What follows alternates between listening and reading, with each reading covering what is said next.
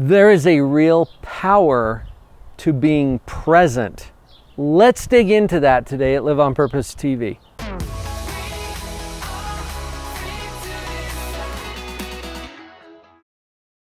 One of the more influential books that I've read in the past year is The Power of Now by Eckhart Tolle. This book illustrates the power of something that I teach often in my practice called metacognition. You might remember that metacognition means thinking about thinking. Thinking about thinking, or metacognition, is a really important skill to develop. As we go to that level, it creates a little space. And in that space is where choice exists. I'm inviting you today to think about your thinking a little bit as we take a look at this concept of now or present. In the English language, the word present has at least three meanings.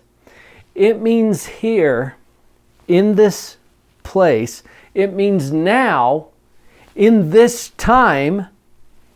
And it means gift, because you can give someone a present, and that's a gift, right? I think it is a gift to remain present, to be here, and to be now. Let's take a look at the psychological implications of that. When we get pulled out of the present, problems start to happen. Think about it. Right now, in this moment, in this place, is anything lacking? Isn't that an interesting question? Because right now, you have enough. Enough everything. Honestly, I asked one of my clients this. In this moment, is anything lacking? And he said, well, I don't have enough money. Really? You don't have enough money for right now, this moment. Well, I have to pay my mortgage. Yeah, but not right now, right? That's coming up soon, but it's not right now. In fact, right now, in this moment, you don't even need money. Right now, do you? Isn't that interesting? When you think about your thinking, check it out. You get sucked into the future and you start to worry about, oh, I'm not going to have enough when it's time to pay my bills. Do you have enough food? What if you're hungry? You know what? Even if you're hungry, you're okay right now, but you're a little concerned that in the future, if you don't eat soon, you're going to be in trouble. What if you're in pain? Same thing. Okay, I can tolerate it right now. I'm good right now, but I'm afraid that if the pain doesn't end, then I'm going to be in trouble in the future. When our mind gets sucked into the future, we can experience anxiety or fear or worry. That's all about the future. Well, what about the other direction? What about the past? When we start to focus on the past, we can feel guilt, shame, remorse, depression. Oh, I did that thing, or that thing didn't turn out the way I wanted it to. Right now is good, but if we get sucked into the past, that's where we are vulnerable for depression, or guilt, or shame. Anxiety lives over here in the future. Depression lives over here in the past. Right now is good. This is the power of the present. So what? How do we apply this to experiencing more joy right now in our lives? I think it has to do with practicing being fully present. Be in the here and now, no matter what you're doing. What might that look like? What if you're mowing the lawn? Okay, some household chore, or you're working in your yard. What if you're mowing the lawn? Be fully present.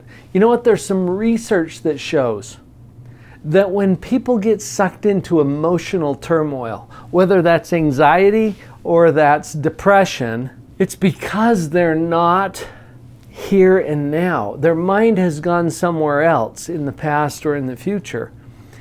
Interesting that the research is supporting this now. You know this from your own experience. It's true. So while you're mowing the lawn, instead of wishing that you were somewhere else, doing something else, remain fully present.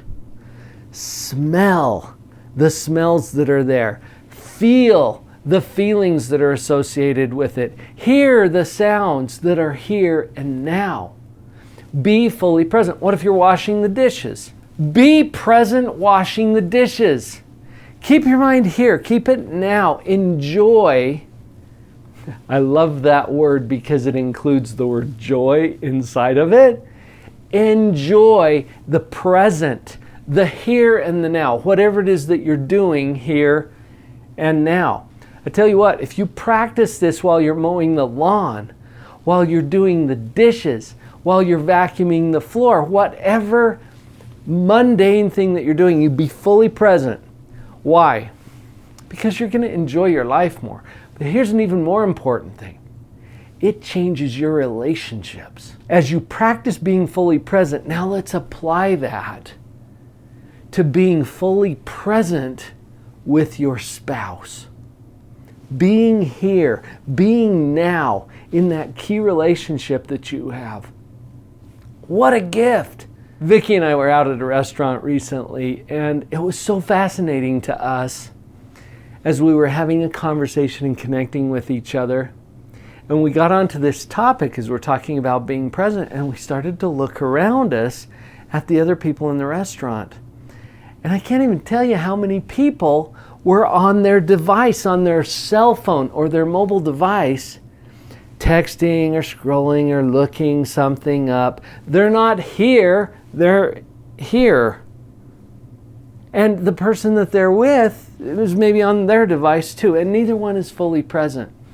What if you could connect right here, face to face, nose to nose, eye to eye, to see each other, to be fully present? What kind of a gift would that be?